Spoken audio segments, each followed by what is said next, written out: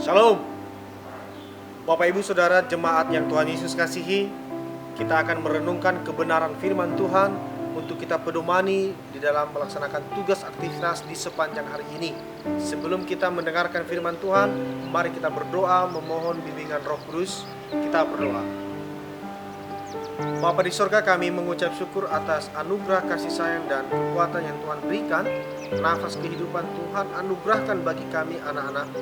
Terpujilah Engkau ya Bapa, bahwa sebelum kami melakukan tugas aktivitas di sepanjang hari ini, kami akan mendengarkan firman Tuhan. Tolong kami, bimbing kami oleh Roh Kudus-Mu, agar kami mampu menjadikannya pedoman di dalam kehidupan kami, hingga kami layak berkenan di hadapan hadirat-Mu. Terima kasih Bapa, terpujilah nama-Mu. Amin.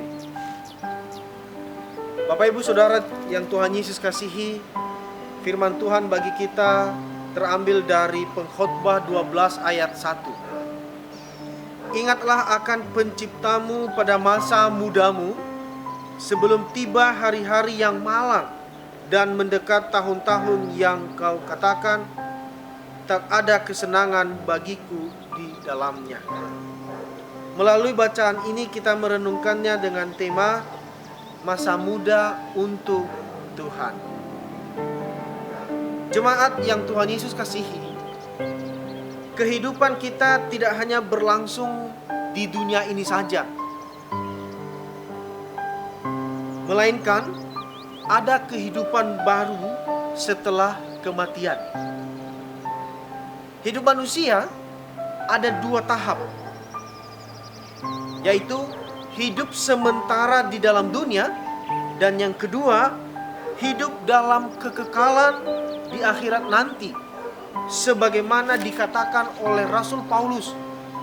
Misalkan terambil dari 2 Korintus 5 ayat 1, demikian: jika kemah tempat kediaman kita di bumi ini dibongkar, Allah telah menyediakan suatu tempat kediaman di sorga bagi kita, suatu tempat kediaman yang kekal, yang tidak dibuat oleh tangan manusia. Sehingga kehidupan kita jelas ada dua tahap. Pertama di dunia ini, dan yang kedua hidup dalam kekekalan. Oleh karena itu, tentu salah besar jika ada orang yang berkata bahwa hidup hanya sekali saja, yaitu saat di dunia ini. Itu jelas salah. Saudaraku, oleh karenanya kita jangan mau terjebak dengan pemikiran bahwa hidup hanya sekali saja di dunia ini. Setelah kehidupan di dunia, jelas ada hidup dalam kekekalan. Supaya kita jangan sampai kemudian bersikap sebagaimana diungkapkan oleh Nabi Yesaya. Ketika umat Israel mereka berpikir, mereka beranggapan, terkadang mereka mengucapkan misalnya, tetapi lihat, di tengah-tengah mereka ada kegirangan dan sukacita, membantai lembu dan menyembelih domba, makan daging dan minum anggur, sambil berseru, marilah kita makan dan minum, sebab besok kita mati. Mereka berpikir untuk hidup mewah, hidup bersenang-senang, hidup berfoya-foya, karena menganggap bahwa hidup hanya satu kali saja, toh juga sebentar lagi akan mati. Atau misalnya ada orang kaya yang bodoh juga berkata kepada dirinya sendiri, misalnya, jiwaku ada padamu banyak uang. Diulang, jiwaku ada padamu banyak barang, tertimbun untuk bertahun-tahun lamanya. Beristirahatlah, makanlah, minumlah, dan bersenang-senanglah. Orang kaya ini lupa bahwa hidup di dunia ini hanya sebentar, sehingga dia ingin bersenang-senang.